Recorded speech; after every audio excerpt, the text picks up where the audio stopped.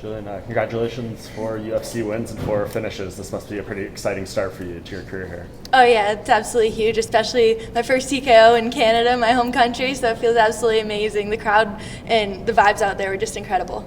Was there anything about her style or this matchup that maybe you thought would lead to this result, finishing with strikes for the first time, or is that just something that happened in there?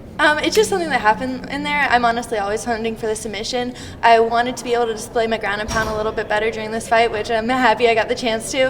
I was using the strikes to open up a submission, but then I heard the ref call. He was like, "You need to be more active, Froda." So then I just started throwing as much as I could. Yeah.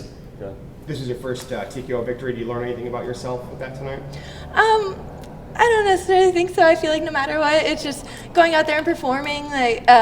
That's all that I can really hope for, is that I go out there, put on a performance, and I feel like this is the most comfortable I've ever been in the cage. This is the most I've ever really clearly thought in the cage, and I feel like I perform well. How tight was that first round triangle she had on you? Oh, it wasn't tight at all. It was actually, in the second round, she had like a little, I don't know, it was like a weird choke, and that one was tighter than the triangle, but with the triangle, I was just kind of hanging out there. I couldn't get her legs off, but I wasn't in any danger. When we spoke before the fight, you mentioned that you're kind of your own worst critic and you don't want to show anyone your fights. What about this one? Does this make the cut?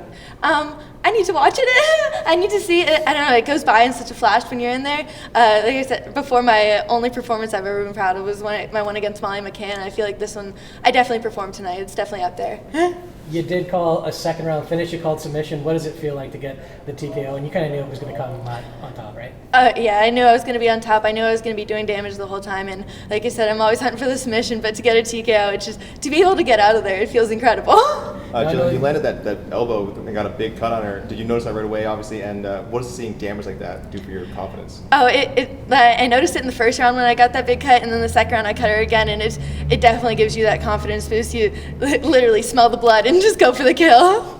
I think this July, I think it marks the 6th anniversary of your amateur debut. How fast does it feel like to you that your career has advanced since that fight? Oh, it feels crazy to me that I'm even here. Like, I've been with the UFC almost 2 years now, and it still feels unreal every single time I'm stepping in the cage.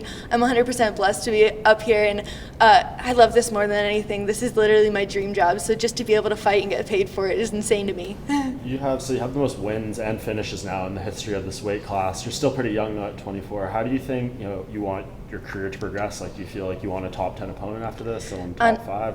No matter what, I'm trying to stay as active as possible. I'm just trying to get in there as often as possible. I'll take anyone. If they put Dana White in front of me, then if that gets me ranked, I'm taking that fight. No matter what, I'm here to fight everybody in the UFC, and I'm going to work my way to the top. Is there any discussions had with your management or you in the UFC about how they want to bring you along? Because at some point, you keep winning fights like this, finishing fights, you're going to be talked about as a title contender. We haven't had any discussion about it yet, but like you said, I keep on finishing. I'm going to make a statement in my fights. I know you talked about being on this 6-month schedule, but obviously you want to fight a little bit more. Is there a card coming up that you'd be interested in?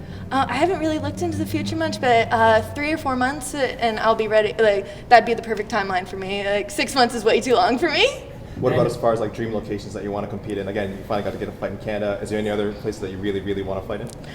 It'd be nice to fight in the United States. I feel like I'm flying everywhere for my fight, so it'd be nice to have something a little bit more local. Even though this is my home, I'm still from Niagara Falls, so it's still the other side of the country. So if I could maybe find something a little bit more local, that'd be awesome. How about a name? I know you had a couple in the past, but is anyone really standing out right now? Not at the moment. I'm just ready for anyone.